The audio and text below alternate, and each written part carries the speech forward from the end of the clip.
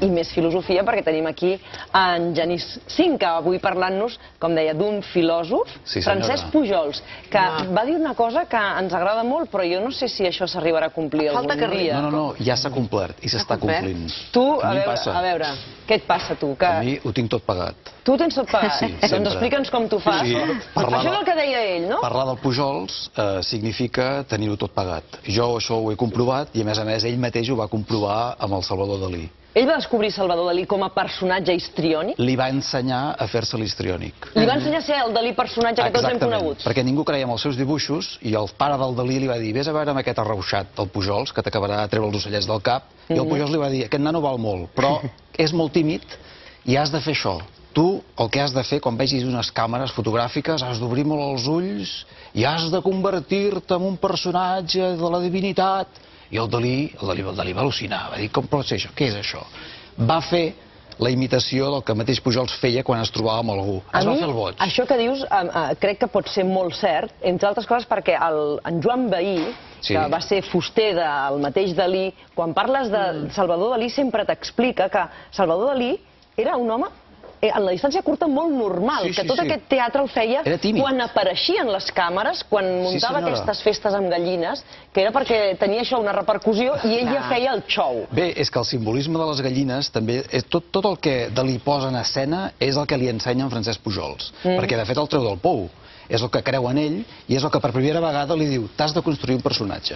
I és el que ens diu permanentment el Francesc Pujols. Amb aquesta construcció de personatge, un mateix troba la veritat de la vida, que és el que ens distingeix els catalans, i per això, quan vas pel món, ho tens tot pagat. Parlava de l'escala de la vida, Francesc Pujols. A què es referia exactament? Tot això té un fonament filosòfic molt profund. El Pujols té una posada en escena molt catxonda, perquè ha de ser així, no hi ha una altra manera de vendre les coses, però la seva pantologia, que arrela amb la filosofia de Ramon Llull i en Sibiuda, té la continuïtat en Pujols en el fet que s'inventa una nova religió. Una altra religió? Quina més? Que no ens faci patir. Una religió acristiana, la pantologia, que preveu, diu, assegura, afirma, de manera científica, que tu has sigut una pedra abans que res, és una lluita sempre entre la matèria i l'esperit, després hem sigut vegetals, hem sigut animals, som éssers humans i estem ja preparats per assumir el proper graó, que és el més interessant i el més impressionant per deixar de sobte la matèria, que serem àngels. Ens convertirem en àngels. Tu ets un angelet, la PT ja sabeu que és un angelet. Bé, a més, tu ho has fet molt bé, perquè tu que coneixes el Pujols... Sí, a mi m'agrada molt la seva... Sí, però més que res perquè és diferent. És diferent. Bé, és fashion, exacte. Podria haver-se inventat Lady Gaga, Madonna, totes aquestes estupendes. El Pujols és el primer publicista català, perquè és el primer que insisteix en el fet que tots som nascuts de manera molt similar, però que cadascú s'ha de formar un personatge propi. I això és molt important, perquè ens distingeix. I és la seva teoria acristiana de dir, bé, per què hem d'esperar a que algú digui el cel o l'infern? Jo ja visc anar al cel, primera perquè seré angelet i segona perquè tinc dret a ser feliç. És una teoria de la felicitat. Aquesta que vam dir que ho tindrem tot pagat també és una teoria de la felicitat.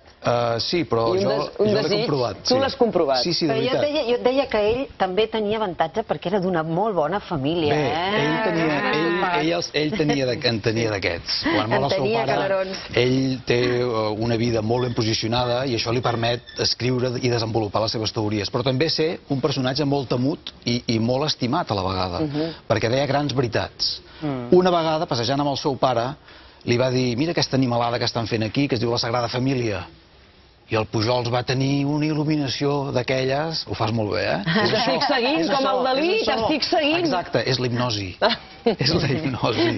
Això li ensenyava. No t'hipnotitzo, no? No m'hipnotitzis, que encara ens queda una estona del programa.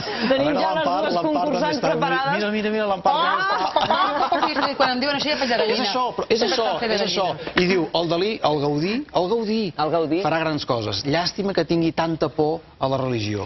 I això és el que va perdre. No es va convertir en personatge com sí va fer en Salvador Dalí. Molt bé, moltes gràcies, Genís. Fins després. Nosaltres, com cada dia i com ja avançàvem, avui tornem amb concurs d'alimentació. Menja sa, menja bé. Això serà d'aquí a 2 minuts. Fins ara.